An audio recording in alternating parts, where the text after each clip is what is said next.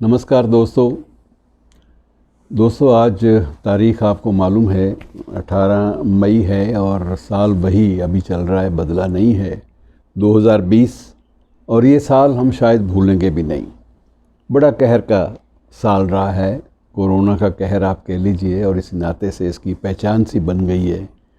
और वर्तमान संकेत यही हैं कि ये लंबे अरसे तक अभी चलेगा। ज़िंदगी का हमारा ढर्रा बदलेगा। क्या क्या बदलेगा मित्रों, कितना बदलेगा, और क्या हम वापस उसी पटड़ी पर आ पाएंगे या नई पटड़ी तैयार करनी पड़ेगी, ये भी कुछ तय नहीं है। बहरहाल हम सब इन चीज़ों को वक्त के साथ छोड़ देते हैं, लेकिन ये तय कर लेते हैं कि अगर हमें नई पटड़ी बनानी है तो वो इस ढंग की बनेगी, ये चीज़ें तय हो जानी चाहिए। मित्रों आज कोरोना से थोड़ा सा हट के, क्योंकि इसके कहर के बावजूद ज़िंदगी तो चलती है, ज़िंदगी कहीं थम नहीं जाती। किसी भी कहर के बावजूद ज़िंदगी नहीं थमती दोस्तों, और ज़िंदगी आज भी नहीं थमेगी। आज दुनिया भर में इंटरनेशनल म्यूज़ियम डे मनाया जा रहा है, अंतर्राष्ट्रीय संग्रहालय दिवस। मित्रों शायद आपके लिए भी ये खबर हो कि अंतर्राष्ट्रीय स्तर पर भी एक संस्था है, उसे इंटरनेशनल काउंसिल ऑफ म्यूज़ियम्स के नाम से जाना जाता है, और उस संस्था का गठन जो है इस तारीख के साथ जुड़ा हुआ है। और सबसे बड़ी बात मित्रों ये है कि म्यूज़ियम क्या होता है, ये पहले आप देख लें। म्यूज़ियम के बारे में अलग अलग परिभाषाएं हैं। शब्द जो है म्यूज़ से बना है, इसमें संगीत भी है, इसमें आनंद देने वाली चीज़ें भी हैं, उत्सुकता भी है, जानने की जो जिज्ञासा है वो भी है। बहुत सारी चीज़ों को मिलाकर ये म्यूज़ियम शब्द बना है। हिंदी में हम सिंपल बात कह लेते हैं कि संग्रहालय, और संग्रहालय कह के अपनी जान छुड़ा लेते हैं हम। जहाँ चीज़ों का संग्रह हो वो संग्रहालय हो गया।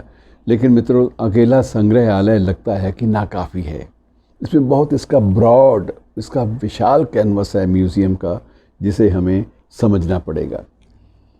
बहरहाल मोटी मोटी बातें कर लेते हैं इसके बारे में। मित्रों इस वक्त दुनिया में 15 ऐसे संग्रहालय हैं जिन्हें टॉप 15 कहा जाता है, और वो ऐसे संग्रहालय, इनमें सबसे जो छोटा से छोटा भी है, उसमें भी डेली जो विज़िटर्स की संख्या है, डेली विज़िटर्स की संख्या आप ये मान के चलिए कि 5 लाख से कम तो कहीं नहीं है, कहीं भी 5 लाख से कम नहीं है। और कुछ एक ऐसे भी हैं जहाँ डेली जो विज़िटर्स की संख्या है वो 7.5 लाख, 8 लाख, 9 लाख, 10 लाख तक चली जाती है।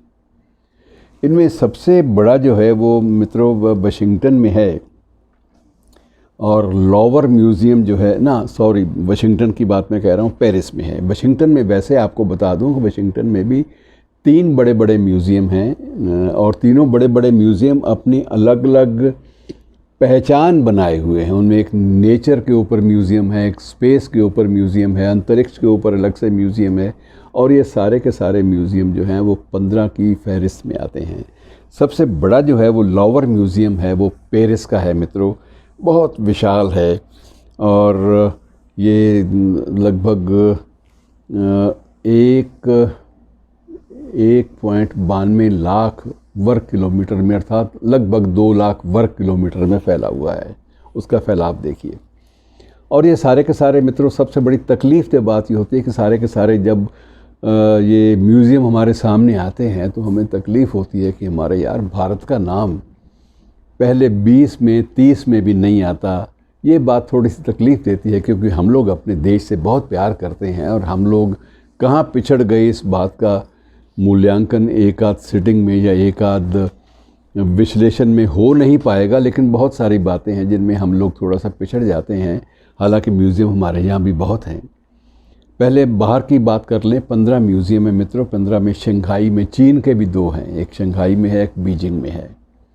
अब चीन जिससे हम हर बात में स्पर्धा करने लगते हैं, हम कहते हैं कि आबादी के लिहाज से वो नंबर 1 पे है, नंबर 2 पे हम हैं, उसके बावजूद उसने अपने यहाँ 2 विशाल विश्व में चर्चित संग्रहालय म्यूज़ियम स्थापित कर लिए, और हम पहले 20, 30 और 35 और 40 तक गिनते हैं लोग कि 40 के बाद दूसरे शुरू हो जाते हैं। तो 40 म्यूज़ियम में हमारा स्थान अभी नहीं बन पाया। ये बड़ी तकलीफ़ देती है बात, ख़ास तौर से एक ऐसे दिन जिस दिन हम दुनिया भर के म्यूज़ियम्स की चर्चा करें और अपने देश का नाम भी ना हो तो ये बड़ी तकलीफ़देह बात है।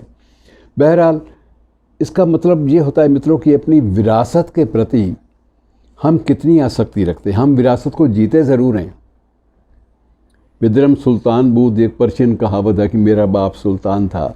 अब इस बात का जिक्र करने में हम लोग बहुत तेज़ हैं। हम लोग आर्यव्रत की जब परिकल्पना करते हैं तो उसमें 2/3 विश्व को अपने आर्यव्रत का भाग मान लेते हैं, लेकिन उसके बाद इन चीज़ों को संजो कर रखने की जो एक प्रवृत्ति होती है, उसको प्रदर्शित करने की प्रवृत्ति, उसको संजो कर रखने की प्रवृत्ति, उसको आने वाली नस्लों के लिए तैयार करने की जो प्रवृत्ति है, उस प्रवृत्ति में हम कहीं ना कहीं मार खा जाते हैं और उसको मूर्त रूप नहीं दे पाते। बस मित्रों, दिल्ली में कुल मिलाकर 27 म्यूज़ियम हैं, लेकिन विश्व स्तर का म्यूज़ियम अभी तक हम नहीं दे पाए। कलकत्ता का म्यूज़ियम बहुत बड़ा है, बहुत विशाल है, उसमें भी बहुत कुछ है। इस तरह से बम्बई का जो म्यूज़ियम है वो भी गज़ब का है।